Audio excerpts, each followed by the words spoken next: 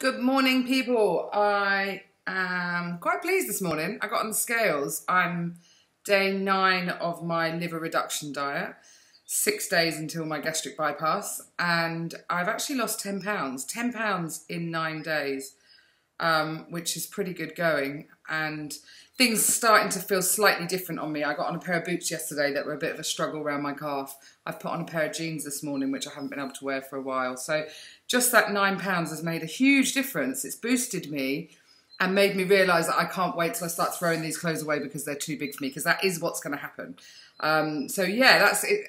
That's started my day really well, actually. My skin's still not great, as you can see. I've just jumped out the shower. I'm really dry and red and patchy. I think, I suppose 44 years of eating certain foods and vegetables and greens and nutrition, and suddenly I'm on chicken soup. Actually, it's chicken noodle soup, and I'm forcing myself to eat that this morning because I feel a little bit weak. I suppose my body's starving itself, so I'm bound to. So I figure I'm going to stick with my 4 Weight Watchers today. And just an update on yesterday's exciting beef soup.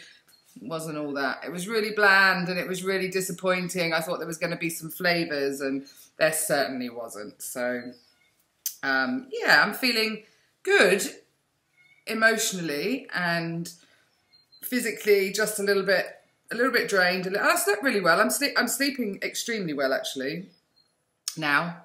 And my book's really interesting. The book that I'm reading on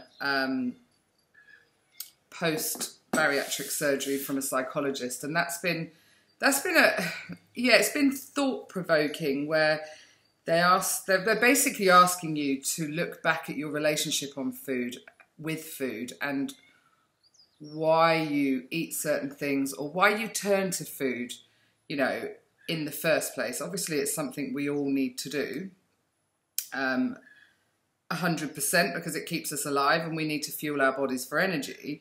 But, I think at this point where I'm feeling weak, I think my body's gone into a safe mode. I think it's gone into it's not getting what it needs. So, yeah, I don't feel shaky. I just feel a little bit, not 100%. So I'm going to force a soup, have a yogurt, and then I've got a meeting today with my volunteer group. I've written a few things down again. So going back to the relationship you've got with food, I don't know about any of you guys, but I grew up in a household, I'm one of 7, and I grew up in a household of finish your plate, you can't have anything else, you have to eat what's on there. And that's from a really early age, you get told that that's what you need to do. And you can't leave the table until you finished your dinner. It doesn't matter what it is, whether you liked it or not. And you have to look back at their reasoning as to why. It wasn't that long before that my grandparents would have been going through rationing, and food wasn't that easy to get hold of. So you kind of have to go back in stages and realise why you're told to do what you do as a youngster, and how you then develop yourself as an adult, because suddenly then you gain weight and you're told, well, don't eat everything on your plate, because but your mindset's already made, your mindset's already been told, finish your plate, you can't have any pudding until after, and you're like, oh blimey. So it's a bit of a head fuck, actually, isn't it, when you look at it. I've never really kind of considered my relationship with food. And just that I do know my father, who was a large man, he died 58 years old. He had a massive heart attack, but he was an alcoholic, a proper alcoholic that drank a bottle of whiskey every day towards the end of his life. And he was an intelligent man. He knew exactly what he was doing, and he was slowly killing himself. And he did. So, but going back to the food issue with my father, I remember going to visit him. He lived in Cyprus, and literally, his favourite dish was a roast dinner. Funny enough, so is mine. It's the only one I can cook really well, I think. And he would mountain your plate. And he'd be a really proud person that this is love, this is food. I'm going to mountain your plate up and you're going to eat it. And I think I might get that from him. I eat too much, on my plates. My husband, when I first met him, had to say to me, Jan, I don't need that much on my plate. If you put too much on there, it puts me off and I won't eat it at all. So I had to learn quite early days in my relationship with Howie not to pile his plate up, and he would eat considerably less than me, hence why I am the size that I am. And when it comes to pasta, for instance, I could probably eat 3 times the amount I'm supposed to. And I never realised until you start looking into what's in it, it's a fast-acting carbohydrate, so it sends your body the energy that it needs, but it also depletes really quickly. So hence why you might feel then hungry a little bit later. So that wasn't, as much as I thought it was my favourite food because I loved it and I could eat loads of it, actually it was really, really bad for me. And bread's a similar thing, isn't it? It's not great. So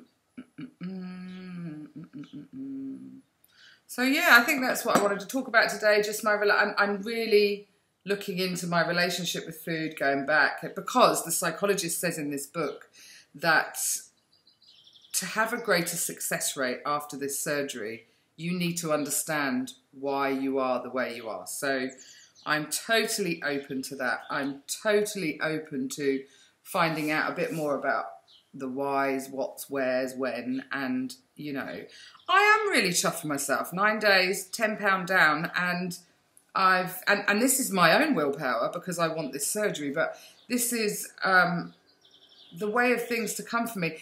Ask me this when Howie's home on the weekend again, you know, and I've got temptation there. At the moment, it hasn't really been there, apart from seeing my brother. I was with my daughter yesterday, but she's also on a diet. So, you know, my granddaughter's lunch didn't consist of lots of fatty foods or anything like that. So that wasn't a hardship. I took my soup there and had that there yesterday. So, yeah, and so my husband gets home at the weekend, and then I've got a few days with him before I go in for surgery. So it'll be a bit of a tester, but I've come way too far, 9 days, to slip up on this diet. You know, I'm not going anywhere near that. I will measure I think I told you in the beginning, I did measure my arms and my legs, and I think I'll possibly do that just before surgery so that I have my stats will be pre-liver reduction diet, pre-surgery, and then post-surgery. So, and I'll get brave one day and tell you what they are. Just not at the moment, I think, still. Sorry about that. But hey, if you've just joined me, my name's Jan Silver, and I have got an Instagram as well, which is called Looking on the Lighter Side of Life, which I am definitely heading that way. Join me on my journey, follow my YouTube. Thank you for watching. If you haven't already, click like and subscribe, and I'll chat to you again soon. Bye.